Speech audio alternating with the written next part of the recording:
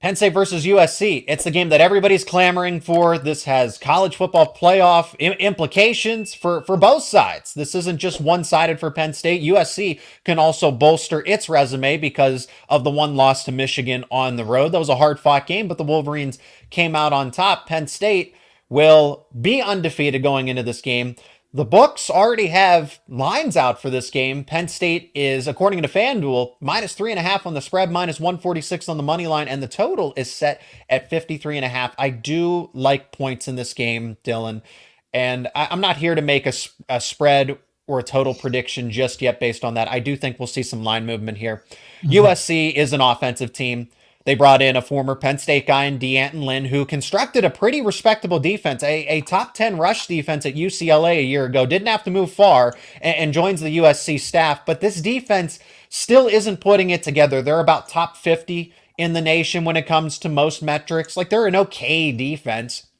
But then when you look at Penn State in comparison, and I get it, they haven't faced a top 5 Michigan. Like that could be the number 1 defense in the country, the Michigan Wolverines, if they had a complementary offense to go with it. But in short, Penn State has a top 10 and a top 10 offense and defense nationally compared to a USC team that is a top 20 offense. Okay, not surprising, but then a top 50 defense. So will USC's defense be able to slow down Penn State? But Dylan, the biggest thing of all of this, I think Penn State wins this game in Beaver Stadium. I think Penn State wins this game on a neutral field. I've never said that Penn State wasn't the better team compared to USC. It is that 6-hour plane ride for the first time this season in the middle of the season with conference realignment. This isn't like your traditional Rose Bowl where you have a month to prepare, you're on winter break, and the guys have a month of preparation for a team they've never faced before and aren't familiar with. Well, now you got to do it smack dab in the middle of the season after you've just played 4 or 5 different opponents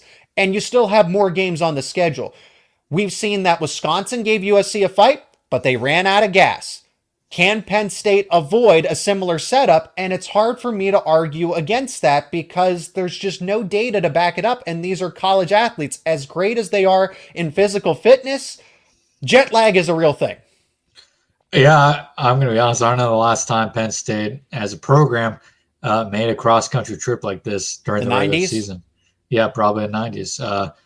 And so, I mean, we have no data over the last 30 years to really talk about outside of under a James Franklin tenure. We have no data. Outside of the Rose Bowl and Fiesta Bowl, but obviously Penn State goes out to those games and they go out with like a week ahead of time.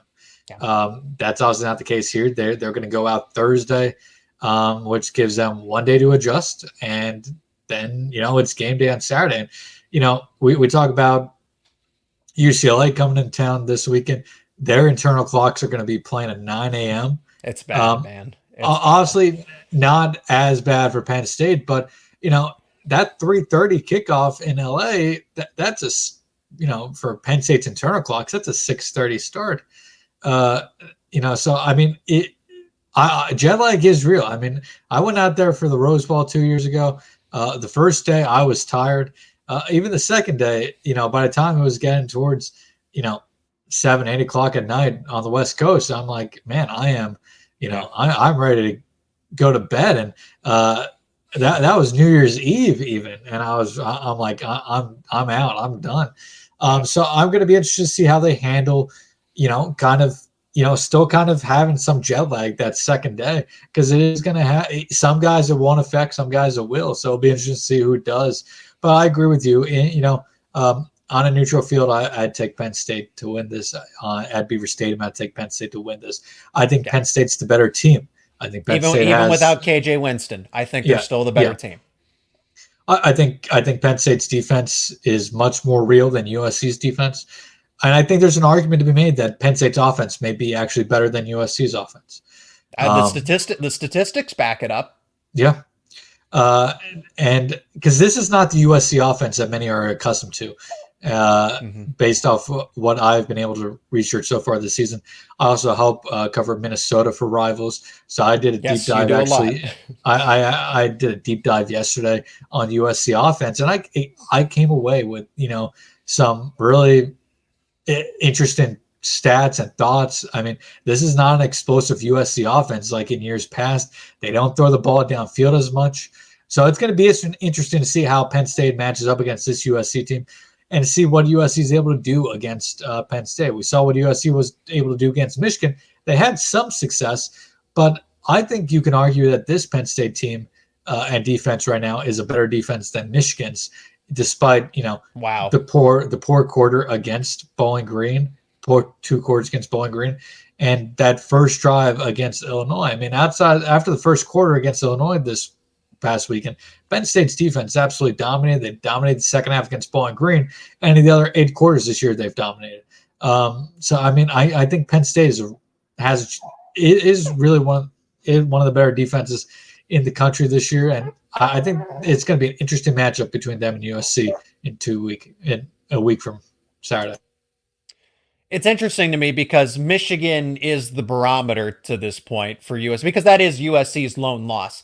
Penn State also, in the beginning of the season, the preseason, the initial lines were touchdown favorite, -6.5, -7. And now that has slowly gone into the favor of USC to now where this is a field goal game, according to Vegas and the books. I like this. The key for Penn State is how much of a lead can you build? How much of a lead can you build, and can you sustain it? What Penn State has going for them is that they are not a one-trick pony overall. A 4-2-5 defense, you think that would be more susceptible to giving up big chunk run plays, and it hasn't been.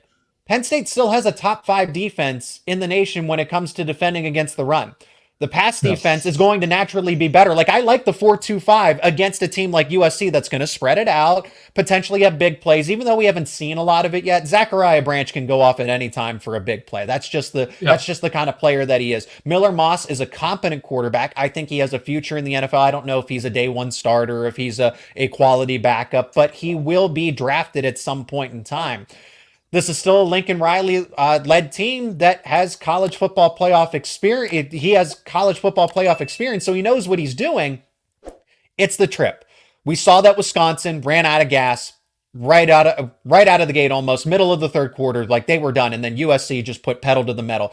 Can Penn State have a large enough lead, or can they withstand that comeback attempt from USC? So if Penn State is up 21-10 at halftime, I don't know that gets it done against a USC team. I'm almost thinking that you need to try to push the result to 14, 17, 21 points if you want to feel comfortable about a Penn State victory.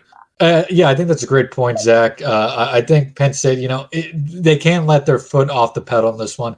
Andy Koltenicki is going to have to call one of his best games of the year against the Trojans. But I also think this is a game where Penn State's going to have to rely heavily on the run game with Nicholas Singleton and Katron Allen. Run the clock out. Yep. Run the clock out. But also, Lincoln Riley, he said against Michigan, they had 4 plays against the run that, they weren't good against. Everything else they did really well against. That being said, you look at the game log for USC this year, they still allowed 4.5 yards to LSU per rush. They allowed 6.3 overall to Michigan. They allowed 4.2 to Wisconsin. And they even allowed 3.8 to Utah State. Obviously, 3.8 is not bad, but that's still over that magical number. If, I forget the exact number it is, but if you average, 3.4 yards per carry, I think it is, per rush, you're still getting a first down every 3 plays, theoretically. This is a team that can still be ran on in USC. And when they faced a physical front in Michigan, a physical running back duo in Michigan, they were not able to slow them down for the entirety of the game. I don't care if you were boss against the run for 42 of 46 plays. You still allowed 290 rushing yards to a team that cannot throw the ball. The difference is Penn State can throw the ball, and they can throw the ball pretty damn well this season compared to last year. I think this Penn State offense is going to be too much for USC to really handle for 4 quarters in this game, especially if they are able to rely on that rushing attack with Nicholas Singleton and Katron Allen. When they go to USC in 8 days from now, I think this USC defense has improved, but you look at it, they have only played one maybe complete offense this season. LSU, yes, they won that game, but they still gave up 6.6 yards per play in that game. I think they won that game more so because LSU is, in my opinion, a pretty overrated team this year. I think they're going to struggle down the stretch in SEC play. Um, I think this Penn State team is better than any team that they've Yep. Overall, that USC yes. has played this year.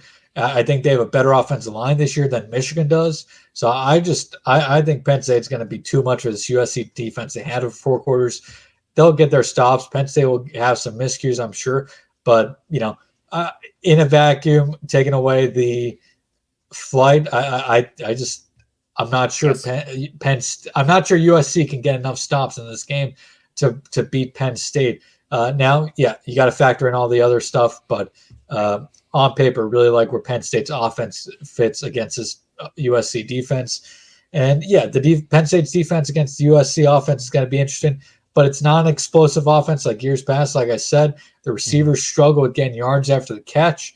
Those are two interesting, little notes to take into next week. And then I think the final thing just really about USC's offense and its defense is we've seen teams take advantage of Penn State's secondary early in games when it comes to slant passes based off just how, Penn State plays.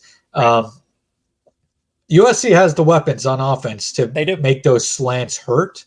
And even though they haven't had a ton of yak yards this season, that's one spot where they could definitely rack up the yak against Penn State if they take advantage of it early. So I'll be interested to see how Tom Allen and the Penn State defense plan on neutralizing the slant game for USC, because I do think that could be a major offensive, play for the Trojans against Penn State. Two final thoughts here. One, Wisconsin was up 21-10 at half and then got outscored by USC in the second half, 28-0 in the Coliseum. So Penn State needs to build a lead to a strong enough cushion to maintain a victory. The second part is the biggest differentiating factor here is one team's got to fly 6 hours across the country, one other team doesn't. How can Penn State handle that? Time will tell. It's going to be a difficult matchup because of all of the circumstances, not just the X's and O's. That's going to do it for this edition of Locked On Nittany Lions. I appreciate everyone checking out this episode. If you got a thought you want to share about Penn State USC, Penn State football recruiting, let us know down in the comments section. Please leave a like on it, share it on this episode, share it with friends and family, and check out Dylan's work, which will be linked down in the description through HappyValleyInsider.com. And for more Penn State football coverage and coverage around all your favorite Penn State sports teams, keep it right here on Locked On Nittany Lions.